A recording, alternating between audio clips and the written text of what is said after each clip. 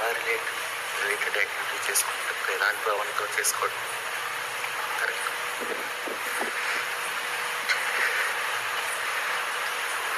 మొట్టమొదట మనకు ఏదో మనం బాబా యాక్టివిటీ చేస్తున్నాము, ఈ యాక్టివిటీ చేయడం వల్ల ఏదో సాయిపదం ఆర్గనైజేషన్కో, పబ్లికేషన్స్కో, లేకపోతే బాబాకో, లేకపోతే గురువు గారికో ఏదో మనం హెల్ప్ చేస్తున్నాం, సపోర్ట్ చేస్తున్నాం అనే భావం మాత్రం మనసులో ఉంటే మాత్రం చేయొద్దు.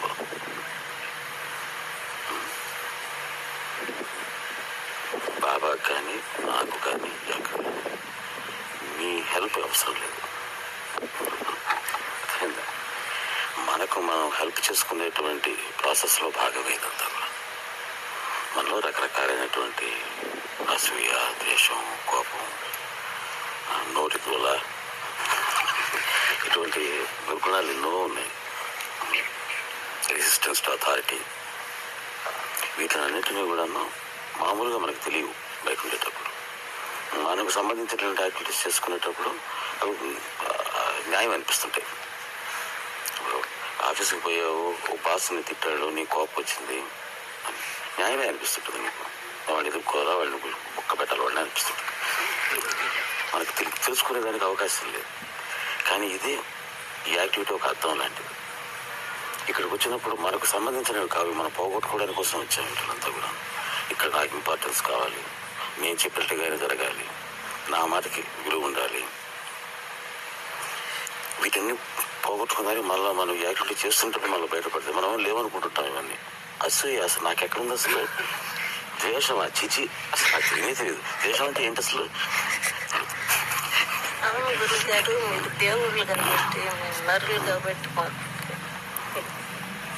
కాబట్టి ఈ వీటిని మనం దాంట్లో చూసుకొని వాటిని పోగొట్టుకునే దానికి ఒక సాధన లాంటిది. మనల్ని మనం బాగు చేసుకునేదానికి, మనకు హెల్ప్ చేసుకునేదానికి, బాబాతో మనం ఏ రకంగానూ లింక్ చేసుకునేదానికి, రుణానుబంధం ఆయన చెప్పినట్టు మనకు ఆయనకు ఉండేటువంటి సంబంధం ఏంటో రుణానుబంధం. ఆయనకి సంబంధించినటువంటి ఛాసలో ఉంటూ, సాయి ఊసులో, సాయి ఛాసలో ఉంటూ ఆయనకి సంబంధించినవి మనం చేయడం ద్వారా మనకు రుణానుబంధం పెరుగుతుంది. బాబాతో రుణానుబంధాన్ని పెంచుకుంటూ ఉండేదానికి అదొక మార్గం. ఆ పెంచుకోవటం ద్వారా మనకు హెల్ప్ అవుతుంది. అంతే తప్పితే మనం ఏదో నిష్కామ కర్మ చేస్తున్నాము, నిస్వార్థ సేవ చేస్తున్నాము, వాలంటరీ సర్వీస్ చేస్తున్నాము అనే భావాలు ఉంటే మాత్రం మానేసిన వెంటనే మీరు ఎవరికి సేవ చేయటంలా చెయ్యొద్దు. మీకు మీరు సేవ చేసుకోండి చాలు. బాబాతో ఉండేటువంటి connection, the sense of connection, అది పెంచుకునేదానికి మార్గం.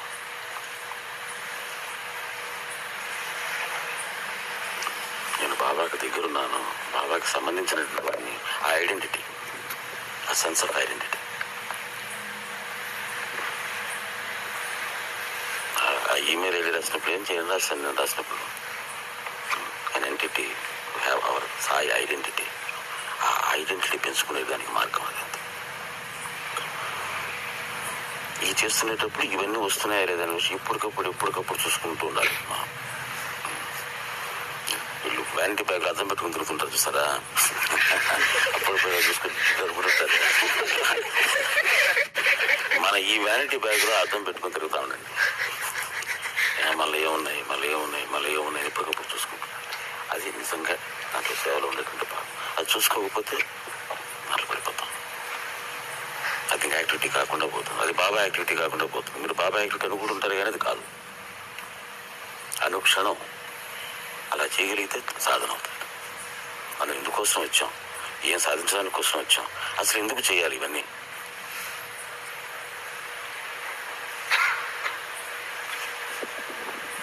అనే విషయాన్ని మాత్రం, ఆ ప్రశ్నలకు సమాధానాలు మాత్రం ఇప్పుడు మర్చిపోకూడదు. మనం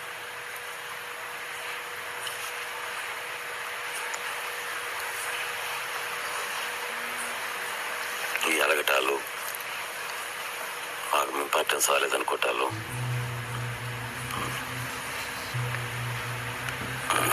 ఇటువంటివి అవడానికి అలక అనేది వచ్చిందంటే మాత్రం ఎవరికైనా సరే మనసులో నేను మనం పోయాను, గురువు గారు నా వైపు చూడలేదు అనుకోవటం. నేను మొన్న ఆఫీస్కి పోయాను, నాకేం పని చెప్పలేదు, నేను మన ఇంటికి పోయి నేను ఇంట్లో పని అడిగాను, నాకేం ఇవ్వలేదు. పక్కన నాకు ఇవ్వకపోయినా పర్లేదు, వాళ్ళకి ఇచ్చారు. వాళ్ళు కూడా ఇవ్వకపోతే హ్యాపీ. నాకంటే వెనక్కి వచ్చారు, నాకంటే జూనియర్స్, సబ్ జూనియర్స్, వాళ్ళు మాత్రం ముందుకు వెళ్ళిపోతున్నారు, మేము మాత్రం ఇలాగే ఉన్నాం బయట. ఇటువంటి మాటలు రానివ్వకండి, ఇటువంటి భావాన్ని కూడా రానివ్వకండి. అలాగే వచ్చిందంటే మాత్రం మీకు మీరే 100 కిలోమీటర్ల దూరం వెళ్ళిపోతున్నారు బాబాకి. ఎవరి మీద అడుగుతారు మీరు? మిమ్మల్ని మీరు ఉద్ధరించుకోవడానికి కోసం ఇక్కడికి వచ్చారు, ఎవరిని ఉద్ధరించడానికి కాదు, ఎవరికి సహాయం చేయడానికి కాదు. అదే ఇందాక నేను ఎవరితో సత్సంగంలో చెప్తున్నాను, భావం ఎలా ఉండాలి? రోజు మనం చదువుకునే హారతిలో ఉండేటువంటి భావం ఉండాలి. అపనా మసీదు కా చాడు గను హై. నేను ఆర్త పుస్తకం రాసిన అర్థం ప్రకారంగా మన ఇంట్లో మనకు అన్నిటికంటే చాలా నీచమైనటువంటిది ఏది? చిప్పు కట్టే. చిమ్మేసేసి మూల పారేస్తాం, దాన్ని తాకం కూడా తాకం ఎవరం. అది అంటరాందనమాట ఇంట్లో. సొసైటీలో ఎట్లాగైతే ఆ రోజుల్లో ఉండేదానిక ఈ రోజుల్లో కొంతమంది దౌర్భాగ్యంగా ఉండేదానికి అంటరాంతరం ఎట్లాగైతే ఉందో, ఒక రకంగా చెప్పండి ఆర్టికల్స్, అది అంటరాని ఆర్టికల్. అది కింద దూరంగా పారేస్తాం, ఎవరు తాకం కూడా తాకరు దాన్ని. అందరి యొక్క చెత్త ఊడ్చేసేటువంటిది, అన్నిటికంటే నీచమైనటువంటి ఒక టైప్ ఆఫ్ అంటే it is a scavenging thing అనమాట. అది నేను అంటున్నాడు ఆయన భావం. నీ సేవకుణ్ణి నేను, నీ భక్తుల్ని అని అంటలా. మూల పారేస్తారు తీసి, అట్ట మనం మూల పారేసినా నాకు అదే సంతోషం. ఎందుకని? ఏ మూల ఉన్నాం మనం? ద్వారకామాయిలో ఉన్నాం. అది అక్కడ ఉండే ఇంపార్టెన్స్. ద్వారకామాయిలో ఉండే చీపురు ప్రపంచంలో ఉండేటువంటి ఏదో పెద్ద కంటే ఒక ప్రెసిడెంట్ కంటే గొప్పది.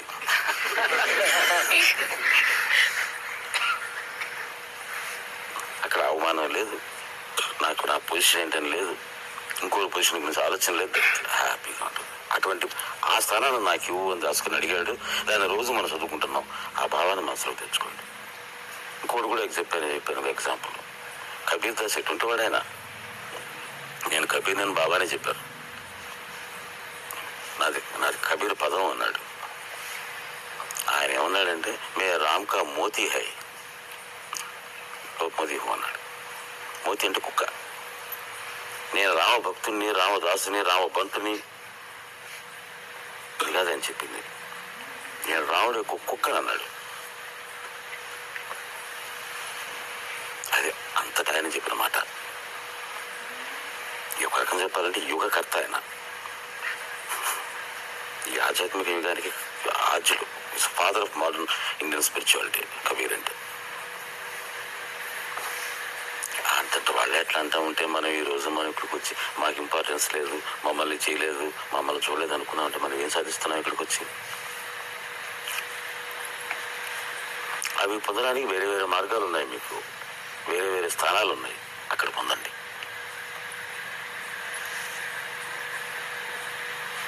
ఎప్పుడు ఏ రోజులు కూడా నేను స్పెషల్, నేను ప్రివిలేజ్డ్, నాకు ఈ ప్రివిలేజ్ కావాలని అడిగావా మన దూరంగా ఉంటాం అంతే. ఎవనాడు యేసు ప్రభు, ఎవడైతే నేను నెంబర్ 1 అనుకున్నాడో వాడు లాస్ట్లో ఉంటాడు రా, ఎవడైతే నేను లాస్ట్ అనుకున్నాడో వాడు ఎప్పుడు కూడా భగవంతుడి పెట్టిన దగ్గర ముందుంటాడు అన్నాడు. అక్కడ ఉద్దేశం ఏమిటంటే మన ప్రివిలేజ్ కోసం పాపడకుండా పోవటం. కాబట్టి గ్రాట్యుటీలు ఇవి రానివ్వకండి. మానవమానాలు లేవు మనకు అక్కడ వచ్చినప్పుడు. అవి పోగొట్టుకోవడానికే మనం వచ్చింది. అవి ఉంటే అవి ఫుల్ఫిల్ కావు. నేను కానివ్వను. ఎందుకంటే కానిచ్చానంటే మీకు నేను కీడు చేస్తున్నాను. అడిగారు అనుకో, వాడు అలక తీర్చడానికి కోసంగా పిలిచిన ఆయన నువ్వు బుజ్జగించాను అనుకుని వాడికి కీడు చేస్తున్నాను. వాడు అలిగాడంటే ఇంకా 100 రోజులు కారణం పెడతాను. ఎవరిని బెదిరిస్తాడు అలికి? ఎవడి మీద కోపం తీసుకుంటాడు? మనం ఏమిటి, మన పొజిషన్ ఏంటి, ఎవరి మీద అడుగుతున్నాం మనం?